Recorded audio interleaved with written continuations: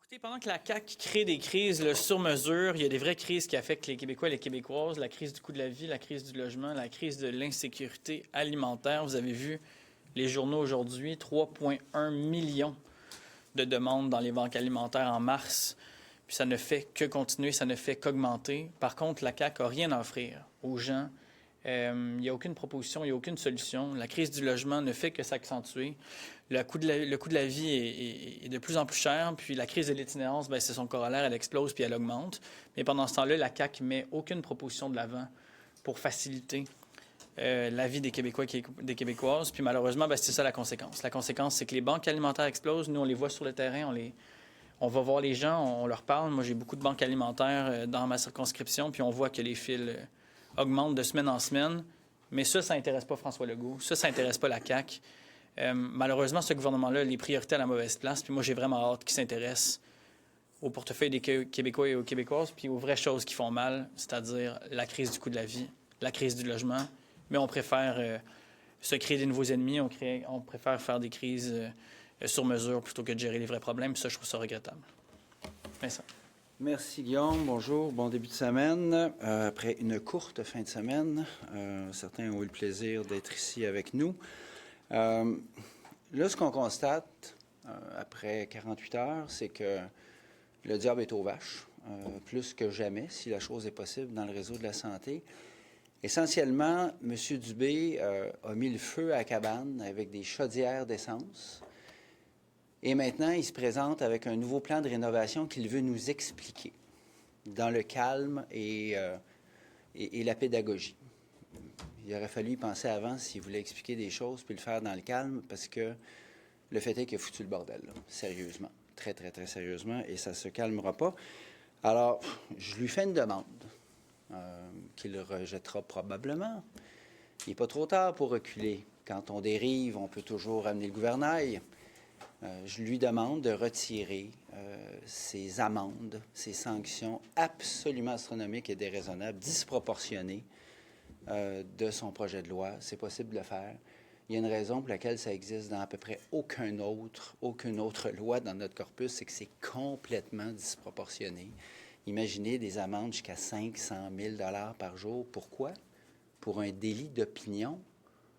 On est où, là? On n'est pas au Québec dans l'état de droit que je connais, puis que je chéris, puis qu'on aime, là. C'est pas comme ça qu'on vit au Québec, comme dirait l'autre.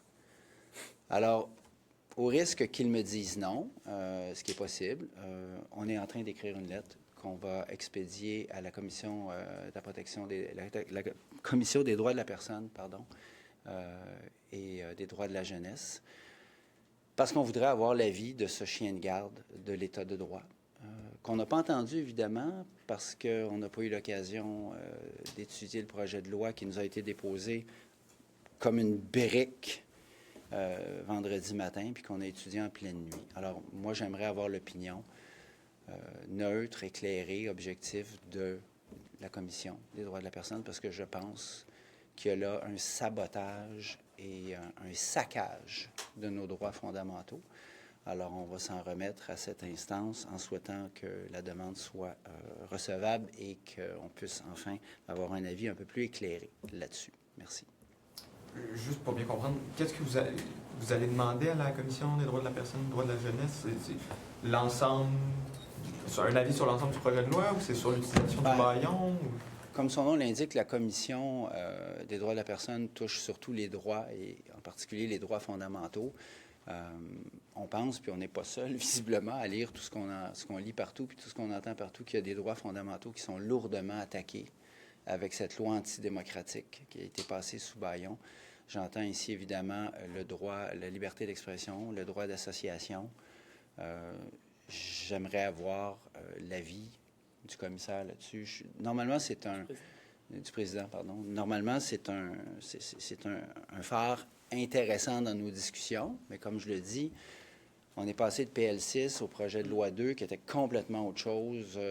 On a reçu ça vendredi matin. Il a fallu étudier ça en toute vitesse.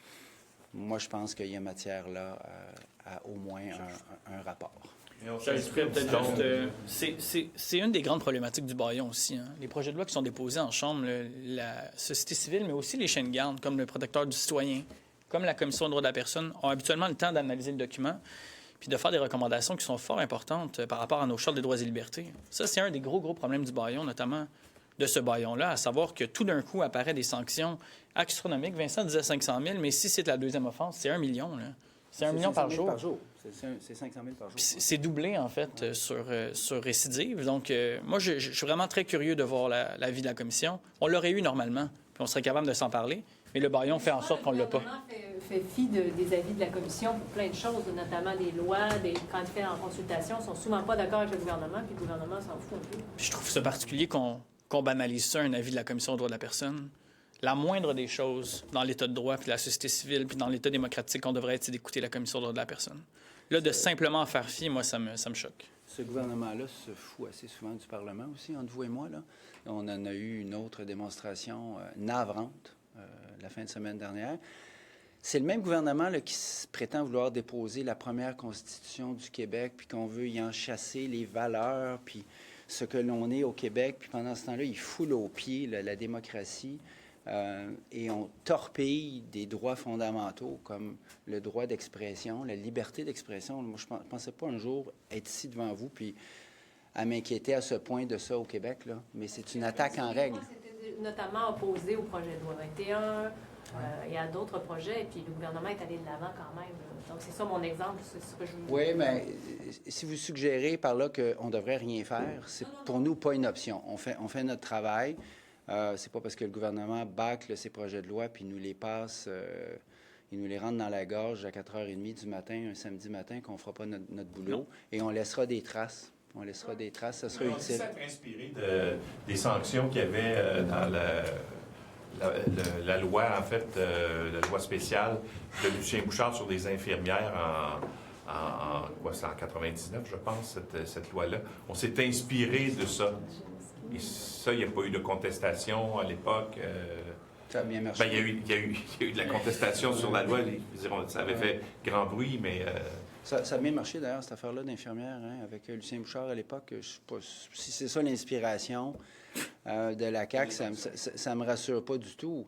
Quand on en est rendu à vouloir imposer des amendes d'une telle ampleur à quelqu'un qui oserait, ne serait-ce, peut-être vous d'ailleurs, dans une chronique où vous diriez que les étudiants en médecine ont parfaitement le droit de faire une journée d'études, vous pourriez être visé par ces sanctions. C'est aussi absurde que ça. C'est une attaque en règle d'un droit fondamental. Je comprends que le ministre, il peut, avec ses sous-ministres, congédier des gens dans son entourage parce qu'ils osent poser des questions. Mais est-ce qu'on est en train d'élargir ça à plus grande échelle sur les droits fondamentaux au Québec? Alors qu'il retire ça, là. On pourra au moins après ça discuter sans cette chape de plomb, cette épée de Damoclès qui est complètement absurde. Sinon, bien, on aura l'avis de toute façon du président. À moins d'erreur, n'a pas utilisé la clause de dérogation, n'est-ce pas, dans son projet de loi. Est-ce que vous comprenez que c'est parce que, dans le fond, il pense que sa loi respecte la Charte, donc après quoi être attaqué en vertu de la Charte des droits? Je vais laisser Guillaume répondre là-dessus, parce qu'il a posé une excellente question là-dessus, quelque part entre 4h et 5h du matin. je vais le laisser répondre.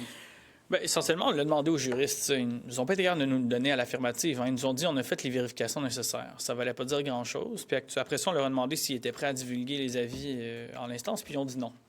Fait qu'à un moment donné, s'ils étaient sûrs que ça, de leur coup, ils les auraient divulgués. C'est ce que je soumets. Je veux dire, on ne fera pas le débat juridique en 5 minutes, là, mais n'importe qui de la société civile a bien vu que ça ne tenait pas la route, cette affaire-là. Puis ça nous concerne, ça vous concerne, ça concerne tout le monde dans la société. L'article, c'est toute personne. C'est chaque personne. C'est pas chaque groupe de médecins ou c'est pas syndicat ou c'est toute personne. Là. Vous, moi, tout le monde. Puis regroupement, on a posé la question aussi parce que les regroupements, eux autres, sont sujets à des amendes pas mal plus salées que les individus. Là. Quand même, on parle de milliers ou de dizaines de milliers pour des individus. Là, on parle de centaines de milliers pour des groupes. J'ai posé la question en commission si regroupement, ça pouvait vouloir dire Québec solidaire ou Québécois ou un autre média.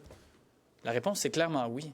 Donc, on a vraiment sauté un câble de la part du gouvernement. On ne sait pas où est-ce qu'on s'en va. Puis moi, je pense, malheureusement ou heureusement, là, parce qu'on a encore des contre-pouvoirs, même si ce gouvernement-là s'en soucie pas vraiment puis ne semble pas vraiment s'y attarder, on a vu très clairement que ça ne résisterait pas, le test des tribunaux. Mais M. Dubé a dit hier que l'intention, c'est pas de l'utiliser de cette façon-là, cette clause-là. Il a dit ça. Bon, bien, raison de plus pour l'enlever. raison de plus pour enlever cet irritant majeur, ce furoncle sur ce projet de loi mal foutu. C'est épouvantable, non? Mais on attaque ici les fondements d'une démocratie. On trouve ça épouvantable ce que Donald Trump fait aux États-Unis. Et oui, c'est épouvantable ce qu'il fait. Heureusement, d'ailleurs, Donald Trump est assez régulièrement débouté par les tribunaux. Il reste quand même un peu ça là, aux États-Unis. Ici, je ne pensais pas que le gouvernement irait dans cette direction-là, honnêtement. Donc, on comprend que si les médecins mettaient leur menace de l'avant, avec une injonction, c'est une démarche que vous appuieriez, là. C'est fait. C'est fait? Il Bon. dépose demain. Les médecins vont déposer une injonction demain pour contester la loi. On comprend que c'est une démarche que vous appuyez de leur part. Je n'ai pas appuyé ou non, mais le droit existe pour tout le monde, hein? Et c'était hautement prévisible, et il y en aura peut-être d'autres. Je ne les souhaite pas, je ne les encourage pas, pas parce que la loi de M. Dubé me fait peur, c'est parce que ce n'est pas ma job de dire ça. Est-ce que c'est mon travail comme élu de dire aux gens, si vous avez des recours, vous avez parfaitement le droit de les utiliser, bien, je vais être cohérent avec moi-même. Je parle de l'État de droit, ça fait partie de l'État de droit. Ensuite, ce sera aux tribunaux à gérer ça. Mais pourquoi est-ce qu'on se donne tout ce trouble-là? Pourquoi est-ce que le ministre jette des barils d'essence sur un feu comme ça pour se chercher des coupables, pour faire diversion sur toutes les coches mal taillées du gouvernement, sur tous les fiascos, pour essayer de se remonter dans les sondages parce qu'ils sont en perdition? Moi, je vois ça, là, ce gouvernement qui cherche vraiment, vraiment à changer ce narratif pourri dans lequel il se trouve. Puis les médecins, ça a l'air que ça leur fait des bons méchants. Juste, vous avez cité, vous avez parlé de Donald Trump, donc vous estimez quand même que cette loi-là, c'est un peu Trumpiste comme loi? Appelons ça comme ça. Elle est tellement liberticide, cette loi, dans certains de ses aspects, qu'elle, moi, elle m'inquiète. Elle m'irrite, elle me laisse sans mots. J'ose souhaiter que la motivation première et l'inspiration première, c'est pas Donald Trump, mais on peut pas être à moitié liberticide. Hein? Quand on enlève des droits, on enlève des droits. Puis c'est précisément ce que la loi 2 fait. Vous remarquez d'ailleurs qu'ils étaient tellement pressés, hein, qu'ils sont arrivés avec une brique comme ça, là, déjà prête, vendredi matin. Alors, pour la négociation, puis la chance à la négociation, on repassera. Vous pourrez, par exemple, déposer un Donald Trump, si on comprend. Bien, Donald Trump n'est pas le plus grand protecteur des droits premiers. Ça, on l'aura bien remarqué, en effet. Je semble quand même d'accord. Quand même les médecins, je présume que vous découragez quand même les médecins de prendre des actions qui pourraient restreindre l'accès à des services quand même. Bien sûr. OK. Bien sûr, et j'ai entendu aucun médecin, en privé ou en public, dire qu'il le ferait. Moi, j'ai confiance au professionnalisme des médecins. Là. Ils ont quand même un code de déonto, mais ils ont aussi, c'est leur vie là, de sauver du monde. Je pense que c'est ce qu'ils vont continuer d'essayer de faire, mais il faudrait qu'on leur donne les moyens de le faire, puis pas qu'on les menace constamment. Au mieux, c'est contre-productif. Au pire, c'est catastrophique. La population ne semble pas être derrière les médecins actuellement. En tout cas, les courriels que je reçois, c'est de dire c'est assez les enfants gâtés. Là. Ouais. Ils gagnent assez d'argent, il faut qu'ils nous donnent des services. On ne peut pas attendre des mois pour voir un médecin. On ne peut pas attendre des heures et des heures à l'urgence sans être pris en charge. On ne peut pas attendre un an, puis vous le dénoncez assez régulièrement pour obtenir une chirurgie. Alors, vous leur dites quoi, ces gens-là, qui disent que vous défendez les médecins et que vous ne défendez pas leur accès? Moi, il n'y a personne qui m'a écrit pour me dire que je défendais les médecins. Il y a pas mal de monde qui m'écrivent pour me dire continuez votre travail contre la CAQ. Là, puis c'est effectivement ce que je fais, surtout dans ce cas-ci. Après ça, que les gens en aient marre d'attendre, je comprends. Mais qui est au pouvoir depuis 7 ans? Qui a raté systématiquement tous ses objectifs? C'est ce gouvernement de la CAQ qui, maintenant, voudrait dire tout repose maintenant sur les épaules des médecins, à qui, en plus, je ne donne pas les moyens. Qui ralentit les salles d'opération en ce moment au Québec? C'est Santé Québec. Santé Québec, c'est la créature du gouvernement de la CAQ. Je veux juste aller sur un autre sujet parce que hier, Paul Saint-Pierre Plamondon a laissé entendre que les gouvernements passés du Parti libéral étaient des gouvernements corrompus. C'est une rhétorique que déjà utilisée Amir Kadir à l'époque où il était porte-parole de Québec solidaire. Est-ce que vous êtes d'accord avec M. Saint-Pierre Plamondon? Moi, vous n'allez pas m'entendre aujourd'hui défendre les libéraux, là, mais vous n'allez pas m'entendre non plus défendre M. Plamondon. Je pense que là, Il y a des priorités que les Québécois et les Québécoises ont, mais mes priorités sont super claires. Puis je pense pas que les Québécois et Québécoises sont super gagnants. Moi, j'ai parlé à du monde en fin de semaine qui ont vu ça, puis qui étaient bien découragés devant la crise du logement, la crise de l'itinérance, puis la crise du coût de la vie, que ce soit ça qui monopolise l'intérêt de M. Rodriguez puis de M. Plamondon. Je trouve ça très dommage. Mais je ne parle pas d'eux autres, je parle du fait qu'ils laissent entendre que le gouvernement libéral, les gouvernements libéraux qui se sont succédés étaient des gouvernements corrompus. M. Kadir a déjà dit ça. Est-ce que c'est toujours l'opinion de Québec solidaire? M. Kadir a tenu ses propos. Là. Moi, aujourd'hui, je ne ferai pas de qualificatif du genre. Merci.